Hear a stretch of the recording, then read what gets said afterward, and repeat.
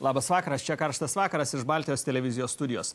Premjeras Andrius Kubilius pareiškė, jog pirmieji ekonomikos atsigavimą pajus šalies pensininkai. Nuo 2012 metų vyriausybės vadovas sako, neketinantis pratęsti pensijų sumažinimo.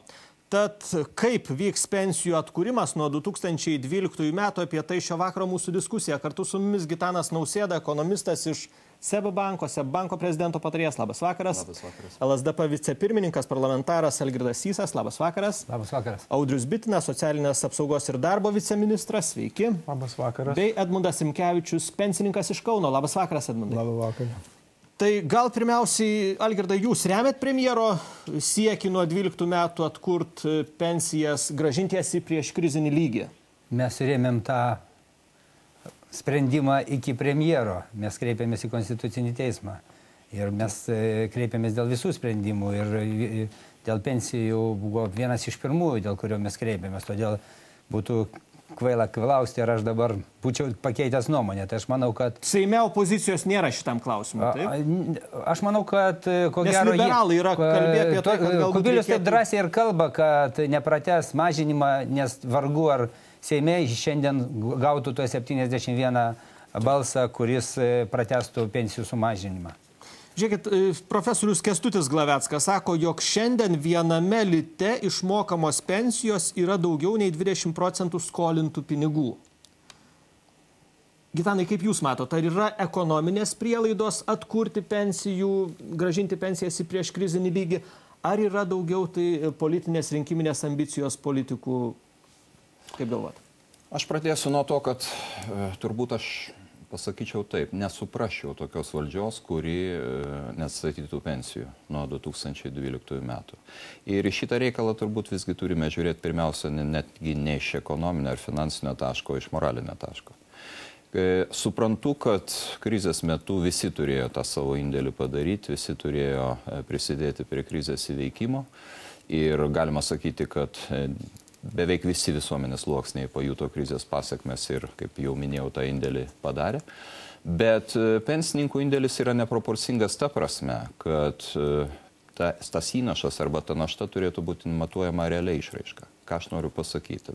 2009 metais, kai infliacija buvo mažytė, galima buvo pasakyti, kad štai pensijų nukarpimas 10%, tai ir yra nukarpimas 10%. Bet iš tikrųjų, kai 2010 metais ir ypatingai jų pabaigoje pradėjo didėti infliacija, mes nebetekome pagrindo šitaip vertinti tą pensininkų prisiemamą naštą. Ir ypač dėl to, kadangi pensininkų infliacija tai nėra ta vidutinė infliacija, kurią mes skaičiuojame ir kurią skaičiuoja statistikos departamentas. Tai yra žmonės, kurie praktiškai vartojimo krepšelyje turi 80% ar 90% maisto produktų. Čia jau atskaičius tai, kas liko nuo šildymo sąskaitų ir visa kita, kurie negali nusipirkti drabužio, kurie negali dešimtmečiais nusipirkti naujų batų. Ir dabar, kai maisto produktai brangsta neproporcingai sparčiai, pensininkų infliacija yra keletą kartų didesnė negu kitų visuomenės grupių. Kaip jaučia pensininkai tą infliaciją? Nes čia svarbu, iš tikro, maisto kainos per kovą kai kurių produktų 15–20% pakilo. Edmundai, jūs taip pat. Na, žinot, pirmiausia, tai aš dėl to ekonominio pakilimo ir, reiškia, bandymo dabar gražinti tai, kas atimta iš pensininkų yra.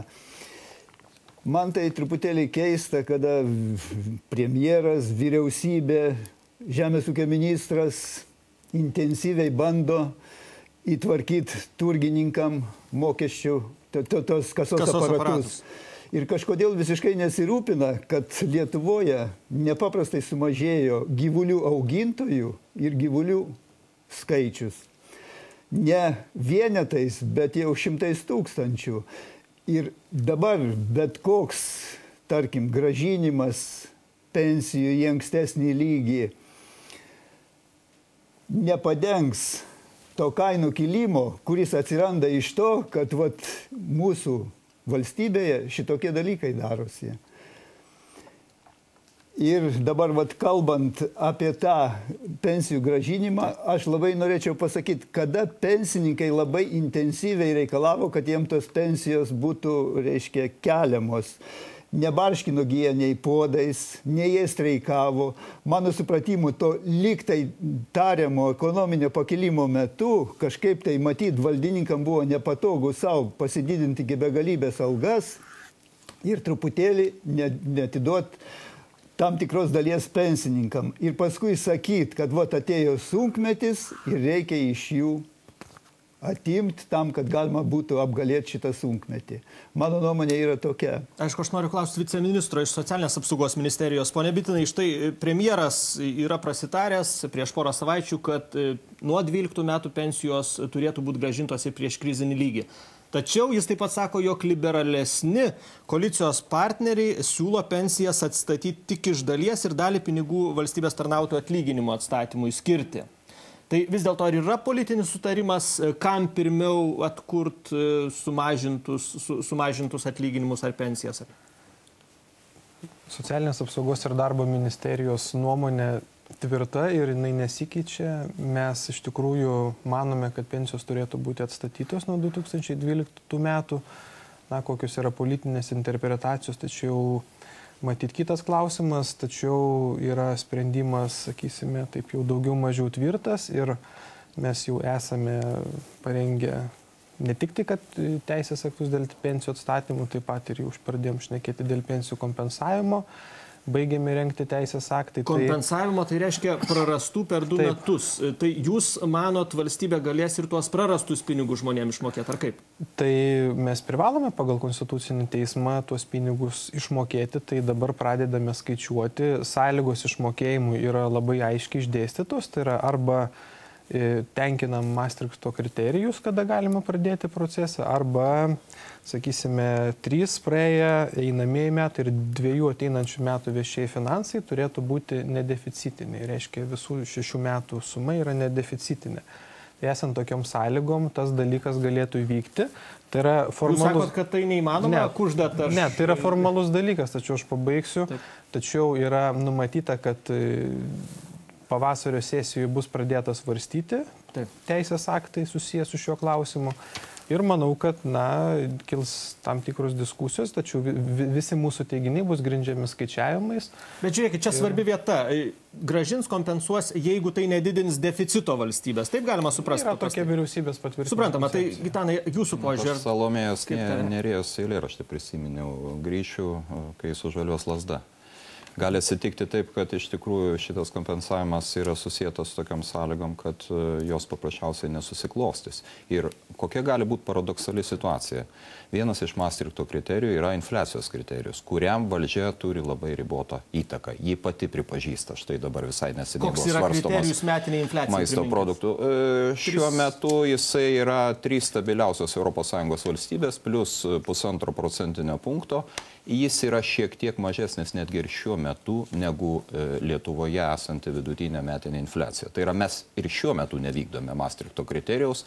Dar įdomiau yra tai, kad visus tuos metus nuo 2006 metų, kai pirmą kartą prabilome apie euro įvedimą Lietuvoje, mes nevykdėme to kriterijaus. Mes paskaičiavome, reiškia, šitą rodiklį ir mes visą laiką nevykdome.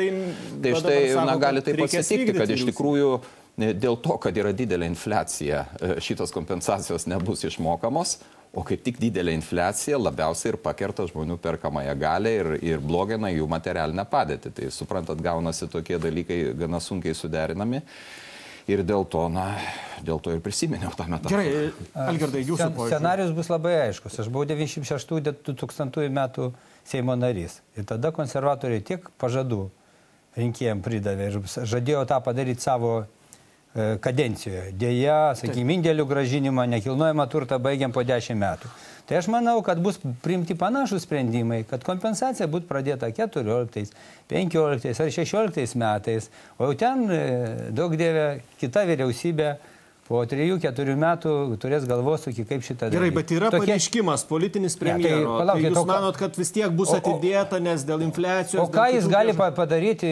12 metai yra rinkimų metai, jis dabar premjeras sakys, ne, pinigų nėra, nieko nedarysim. Aišku, jis pasakys, bet patirtis man sako, kad bus padaryta, jau dabar yra kai kurie sprendimai nukelti 15 metam. Jau yra dabar. Gerai, bet tai pakir žmonių pasitikėjimą. Ar čia manot, kad... Mūsų žmonės turi trumpą atmintį. Viceministrė, tai vis dėlto, kaip vyriausybė darys? Aš norėčiau pasakyti trumpai, vis dėlto, kad teisės aktų projektai baigiami ruošti, tai rodo intenciją kompensavimo procesą pradėti. Savaime suprantama, pagrindinis klausimas yra data, tai yra nuo kada mes pradedame ir per kiek laiko kompensuojame. Štai, pavyzdžiui, mūsų prezidentė pasakė, kad kompensavimas įmanomas ir greitesnis ir iki 2014 metų. Tai šitą diskusija iš tikrųjų vyks ir mes tada, kai turėsime skaičius, nes iš tikrųjų valstybės biudžetas yra neguminis. O kokie čia skaičiai? Mes kalbam apie kažkokius labai masyvius skaičius. 1,2 milijardo. 1,2 kompensavimo. Ne, tai yra skola. Skola, sakysim, kiek sodros biudžetas turėjo, sakysim, sutaupimo. Tai šitie pinigai iš tikrųjų nėra tokie maži ir mes būtent siejam su sodros reforma projektuojama. Ir tikrai nesinorėtų, kad mūsų pradėta sodros reforma, jinai iš karto sužlugtų, jeigu bus priimtas sprendimas kompensuoti ten per pusmetį ir panašiai. Bet, Audriau, kur yra, ir Gitanas, ką palėtė, kur yra didžiausia, matyt, kontroversija, kad, infliacija. Jūs sakot, kad tai turės atitikti infliacijos kriterijų, bet jeigu ta infliacija tiek įsismarkaus, kad, premjeras sakys, nieko mes čia neduodam, ne, tai aš norėčiau pasakyti, kad negalim dar spartinti daugiau. Taip, tą, ką aš pacitavau, tai yra iš vyriausybės koncepcijos, tai yra aiškiai pasakyti kriterijai, tačiau tai nereiškia, kad vyriausybė negali anksčiau proceso pradėti. Ir tai, kad mūsų ministerija, aš jau kaip ir minėjau, yra parengusi jau kelias alternatyvas ir vis dėlto tai rodo tam tikras, aš manyčiau, kad tikrai kils diskusija, tikrai diskutuosim ir su opozicija. Ir pabandysim surasti kompromisą, kad vis dėlto, tas klausimas būtų išspręstas. Edmundai, jūs girdite tą diskusiją. Koks jūsų vertinimas jos? Mano įvertinimas tai būtų toks, aš vis klausausi, reiškia, viskas grindžiama yra to vadinamo ekonomikos augimu. Dabar aš labai norėčiau paklausti va čia esančių studijoje žmonių, jeigu aš gavau pensiją truputėlį didesnę, aš galėjau tada duonos tikrai daugiau nusipirkti, negu man dabar gražins. Ir aš už tos pinigėlius galėsiu tos duonos tiek pat nupirkti, kada aš tada pirkau, ar mažiau. Man atrodo, kad aš dabar jau mažiau tos duonos. Pabrango duona. Tai dabar... Kokybiškesnė dabar? Gali būti. Gal sėlenų daugiau bus. Bet čia ir yra visa esmė šitų reikalų. Aš labai noriu štai ką pasakyti. Vienas, reiškia, valstietis skolino kitam valstiečiui pinigų. Ir jie prašydavo, nueidavo į turgų, pažiūrėdavo, kiek rugiai kainuoja tuo momentu, kada skolino pinigus, ir kada, reiškia, reikėdavo atiduotos pinigus, nueidavo į turgų, pažiūrėdavo, kiek jis gali už tos pinigus rugių, kad būtų, reiškia, adekvatu tai, ką jis paskolino, kad jis gautų atgal. Ekonomistas mūsų studijai, tai ar pensininkai gaus tą pačią vertę, kurią turėjo 9 metais?